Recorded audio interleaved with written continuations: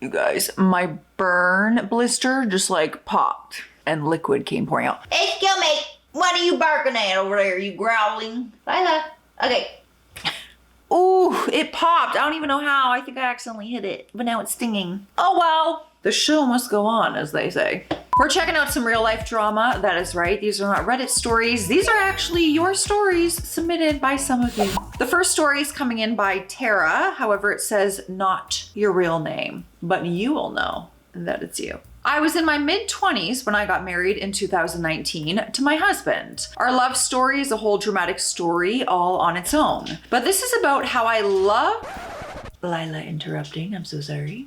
But this is about how I loved and hated my wedding day. I had 0 friends except my cousin and her daughter there. My husband had his friends there, but I had no one. My friend who I had asked to be my bridesmaid, we will call her Kay. She and I have been friends since I was 9 and she was 7. I always hated her in school. She was mean and rather annoying, but as we got older, we became best friends. Like so close that we called each other sisters. We used to have sleepovers where she would stay at my home for weeks. The older we got, the more memories we made. If one of us got a piercing or got our hair done a certain way, the other would mimic the other. When I was 17, I got knocked up. She was one of the few friends who knew and was there for me. The only person I felt like I could really trust, as a few of my other friends had betrayed my trust in the past. Long story short, I lost my son moments after he was born at 7 months. She held his lifeless little 5-pound body more than I did. I just couldn't hold him after I knew that he was gone. My ex, who was my boyfriend at the time, had treated me horrible and just left me there at the hospital without a second glance. I screamed for him to stay, but he acted like he didn't even hear me. I'm so sorry. That breaks my heart for you.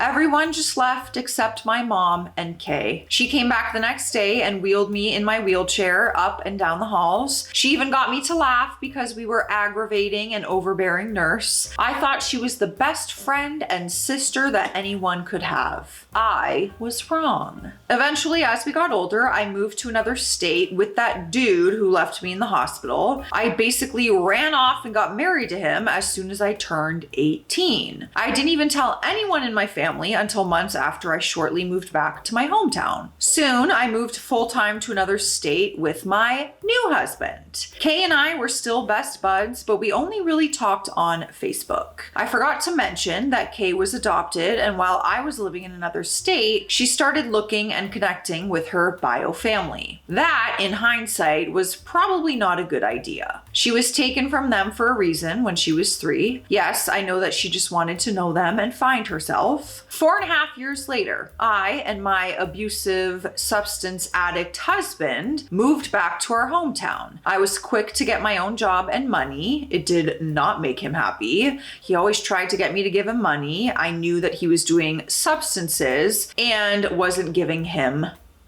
anything. Also, I wanted the money for my own problem. I had gotten into smoking lots of MJ, we will say, drinking to excess and popping Oxy. Not my best point in life. Eventually, we moved from that crap hole that we were living in and we moved to another place. Girl, I thought this was about your wedding day though. I'm sorry, I'm like, I don't know. We're talking about like 10 stories in one over here. Eventually, we moved from the crap hole that we were living in and we moved to another place. It was infested with black mold. It made me sick for years after because I am severely allergic. Christmas eventually came and it was 2015. The worst Christmas and New Year ever, but that's a whole other story to tell. That Christmas, I kicked my ex-husband out. Kay and her boyfriend at the time came to comfort me. I later realized it was because they had a crappy living situation and were using me to get away from it all. They ate my food to the point that I didn't eat for almost 3 days. I was already really tiny and I was hardly 100 pounds. Her boyfriend was a creep. He kept trying to get us to have a 3-way. Ew, not with my little sis. He was always trying to touch me and it just grossed me out. I slept with a rolling pin just in case. Ugh, should have kicked him out. We wanted some MJ to smoke, so I texted my hookups. I had started buying the MJ from a guy that was my ex's friend. We will call him B. He and I had known each other from school back when we were teenagers, so we went and bought some really awesome MJ that he had. I got kicked out after they stayed for 2 weeks. They ate all my food and smoked all of my MJ, drank all my beer, and they kept acting like they were just going to keep staying there, like they were the ones who lived there. Nope. We all got kicked out. I eventually met back up with the guy that I was buying off of. When I told him about my situation, he helped me out. He moved me out of that horrible place that I was living in and convinced me to move in with my dad and his wife. I did that for a year. Me and B had started dating. Dating a dealer does have its perks, whether you believe it or not. He was kind to me and he treated me so well. He was gentle with his touch and his words. He helped me gain my weight back and we learned to cook together. We learned an all new vocabulary for our feelings and how to examine them. I wound up moving in with him after a year of dating. We lived with his mom for a year before we got enough money saved up and we moved into an RV on his dad's 3 acres.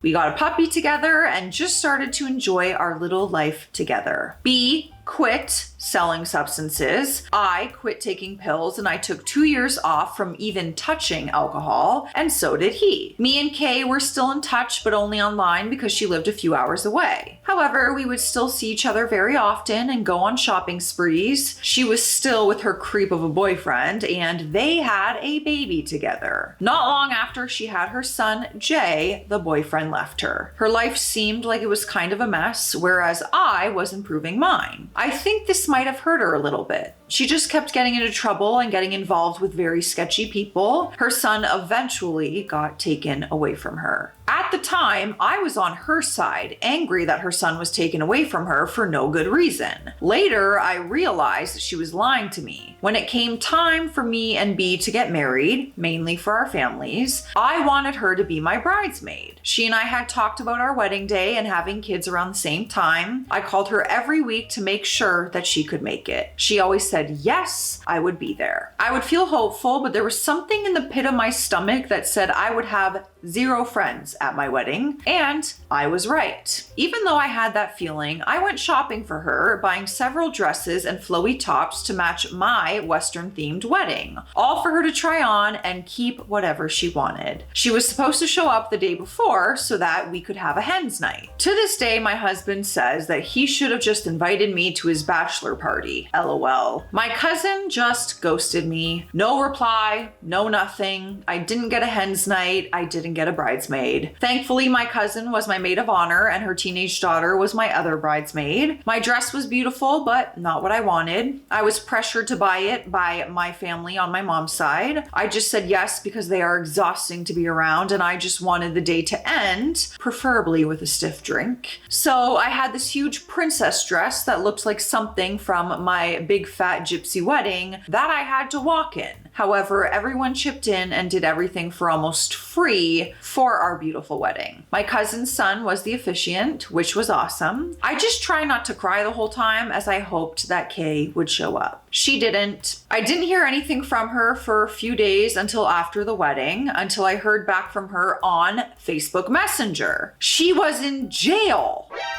Well, that is one valid reason to not be at a wedding. Jail. She said she was driving her sister's car and there was something wrong with the license plate. It was a lie. I looked it up and there were warrants out for her arrest. That hurt, but I tried to forgive her and remain friends with her for a while. That was when she started making posts on Facebook that were definitely about me in a negative way without actually mentioning my name. That hurt too. Then my cousin, who was my bridesmaid, told me something I hadn't known. Back when I was 17 and giving birth, she stole her son's phone, the officiant at my wedding, and sent inappropriate messages to some guy that she was forbidden to talk to. While I was giving birth to my soon-to-be past and deceased child, she was stealing my cousin's property. That hurt even more. Now I have to cut her off. She has lost more children to the state. She finally got to keep her latest child. Hope this one works out and she doesn't neglect them or put them in dangerous situations. She hasn't reached out or anything. I still have the gift that I bought to her wrapped, and I see it every Christmas when I'm pulling out decorations. My husband says that I should just burn it, but I can't. I still love her like she is my family.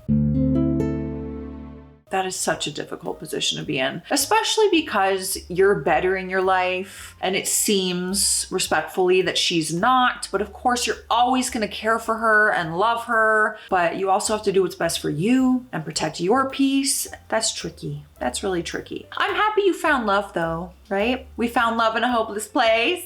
Anytime I hear that song, it takes me right back to the nightclubs when I was in my early 20s, without fail. Not at all the point of the story, but... All right, the next story wants to be left anonymous. My drunk friend of 20 years peed on my husband's dead father's truck. Okay. I am 32 female and my husband 33 male. He and I have been together for 10 years, married for 6. On our wedding day, my husband chose his friend, who we will call C. I'm just gonna say Chris because the initials get confusing, especially we've been using a lot of them in the other story. I'm gonna say Chris, this is a fake name. He is the same age as my husband. They have been childhood friends and they work together. Not going to say what they do for a living because it's rather unique. It does involve a great deal of danger and very strenuous work. In doing this kind of work, you need to trust who you are working with. My husband had said on many occasions that he trusted Chris with his life. They did anything for each other, like having vehicles break down miles in the middle of nowhere and the other one going out of their way to help. I had always liked the guy. He was funny and he had a really kind heart. However, my husband had briefly told me in the past that seeing a completely crap-faced Chris was a very different thing altogether. Chris had drank alcohol around us before, but he never got out of control. So I just assumed that it was a rare event. The 2025 Winter Festival was this last December, and my husband is often asked by the event coordinators to be fire master. He just tends to the fire and keeps it going while also getting to hang out and enjoy the festivities. There is alcohol at the event and some cases of people secretly popping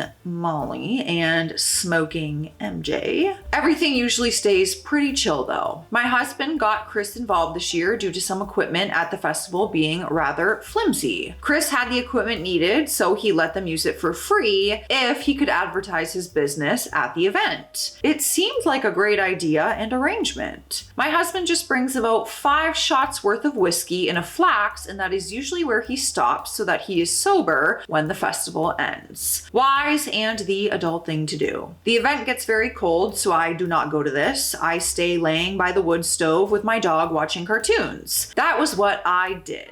I didn't hear anything from my husband until he got home. He looked like he was having a mild panic attack. He does have PTSD, so I asked what happened. He told me that he and his other friend, who we will call Kay, were hanging out by the fire and having a sip of whiskey when they saw Chris. They waved him over and offered him a drink. He had a beer in his hand at this point. After he drank a little, they realized that he was completely blackout drunk. He proceeded to talk about vulgar and violent subjects, making my husband and Kay uncomfortable. He talked about tossing his girlfriend's keys into a fire pit before coming to the festival. Apparently, they were having a fight or something. I don't know if that was enough reason to toss someone's keys into a fire, but maybe that's just me. I don't think that's just you. Chris then began to push and test my husband's patience by acting kind of nasty towards him. I don't know why, but he kept after him and even spilling beer on his foot intentionally. My husband warned Chris not to mess with him. It didn't seem to faze him. The guy kept drinking. He was a mess from what I heard. So my husband offered to take him home. Chris refused. My husband offered several times, but after a while, Chris was acting like he wanted to literally fight my husband. However, my husband wasn't going to give him what he wanted in that regard. My husband is 6'4" and so is Chris. My hubby said it would have been like 2 grizzly bears fighting if they had gotten into it, but they did not. Chris wound up trying to steal my husband's truck by climbing in and starting it. My husband saw and yanked the keys out from the passenger side door. Then the worst happened. Chris whipped his dingling out and began peeing on the door of my husband's truck. This truck wasn't super nice or anything, but it was my husband's dad's truck that he left after he passed away only a year ago. Chris knew my husband's father pretty well, so it wasn't like he didn't know. Chris even helped us out after he passed away, so it was pretty insulting for him to do this. Keep in mind, people bring their kids to this event, and Chris was advertising his business there through the suggestion of my husband. Not good for the old reputation. My husband was furious, saying that Chris deserved to be arrested and spend the night in the drunk tank. He left feeling bad about leaving Kay to deal with Chris, but he just couldn't deal with him anymore. I promptly said that Chris was not getting any of the usual Christmas cookies I usually make him, and he didn't. Kay messaged my husband later telling him he finally got Chris into his car and drove him home. Thank God. My husband messaged Chris later telling him not to contact him until he was right in the head. However, it is the new year and we have heard nothing from him, which is unusual. Now my husband is a little sad, I can tell. He talks about Chris often and wonders if he is mad that he left him there. Chris has contacted Kay, but not his friend of 20 plus years. What the F? My husband doesn't know what to do other than to just wait and see if he ever apologizes, but I'm not sure. I am just hoping that Chris is embarrassed and is trying to fix his life first before talking to us. Maybe he's so incredibly embarrassed and disappointed with himself that he doesn't even know what to say or how to address it, and maybe he is getting help or taking some time to better before he comes. I don't know, but he certainly owes an apology. In the very least, I just have the feeling he's probably incredibly embarrassed and ashamed. And he might feel like apologizing isn't enough. Oh, I don't know. I'm just really hoping for that for you guys. I think Chris needs to stay away from alcohol, especially when you're trying to promote your business. Before we get to our next story, you guys know the drill. Let me know whatever's in your cup, but I will encourage you to take a sip of water today because we need it. I don't make the rules. Cheers. It's Hydration Station. In 4 days, last week, I had 2 TV movie auditions. And I did vlog one of them. It is coming on the other channel if you want to see it. But then I think like 3 days later, after filming that vlog, another audition came through. 2026 is just throwing a lot of opportunities my way. So cross all your fingers that one of them is meant for me.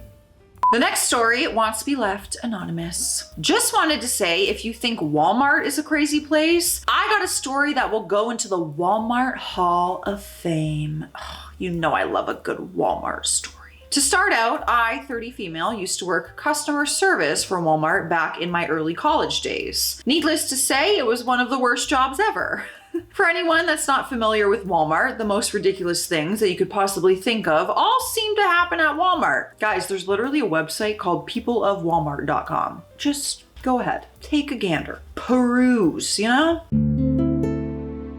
I've had to deal with finding literal feces on the ground, people bringing dogs and cats into the store, and don't even get me started on the women's bathroom. It's basically Area 51, let's just leave it at that. But I'll never forget what happened that ultimately made me decide to quit. I remember it like it was yesterday. On this day, it was rough as usual working at Walmart. I was working at the customer service desk and these 2 middle-aged women walked up. For context, I could tell right away that these 2 were a sign of trouble. FYI, I don't want to shame anyone, but these women definitely fit the description of the Walmart Karens. Oh my gosh, I haven't heard a Karen story in quite some time. I am happy to be here. They were both heavily overweight, wearing clothes that were 2 sizes smaller with their bellies and thighs sticking out, and they both walked with a cane. It turns out they were both sisters and they were wanting to return a broken TV. Per policy, I had to inspect the item to make sure that it was returnable. It wasn't. The TV screen was literally shattered in multiple places. It looked like someone threw something at the screen multiple times because the actual glass was cracked too. I politely told them that we couldn't return damaged items because Walmart isn't responsible for items that are damaged in customer care. The one sister threatened me and said,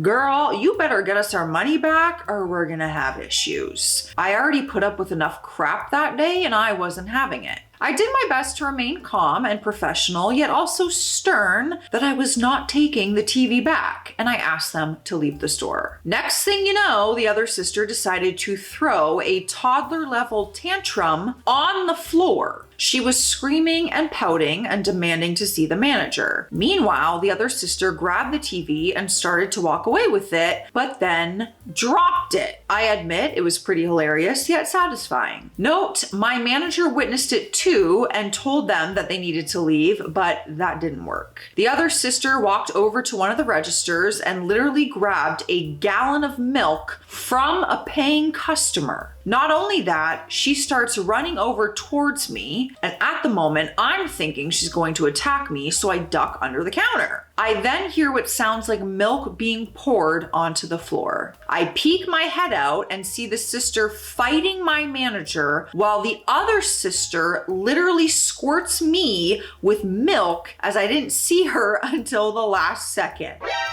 This is what set me off. It was fair game at that point. I took my name tag off because I was done, but I wasn't going to just walk away. For context, our customer service desk was right next to our in-store nail salon. I ran over, grabbed 2 bottles of acrylic powder, and poured both bottles onto the sister. Girl, it got everywhere. The powder covered her from head to toe. She definitely felt the burn. She was screaming and flailing all over the place. For context, acrylic is a chemical where if it gets on your skin, especially your eyes, mouth, or nose, it burns. Oh, could you not be arrested for that? It's something that requires medical assistance to treat. My manager caught sight of what transpired and she clearly wasn't happy. I tried to explain to her that I was being attacked and I acted in self-defense, but she sided with the sisters. By the way, I'm done putting up with this circus. I quit. Long story short, I couldn't leave right away because I needed to wait for our security team to escort the sisters out of the store and wait for the police to arrive because my manager called them to report the incident. I was cleared of any wrongdoing after they saw the video footage of the whole thing take place. I'm never going back to Walmart ever again. I was worried you were gonna get in trouble because of the chemical, but I guess in the footage and everything, they were like, you were acting in self-defense. I don't know, what a bizarre story. I'm trying to think if I have been to Walmart many times in my life. I've seen angry customers in Walmart, but never towards me. But I've definitely seen some people yelling at employees. I saw someone get arrested in Toronto Walmart for shoplifting. Yeah. Walmart's crazy, y'all. Anyways, let me know your thoughts and feelings. If you want to submit a story, the submission form is linked in the video description of every single video. So make sure you submit. I'll see you tomorrow. Stay classy out there. Stay sassy. Bye.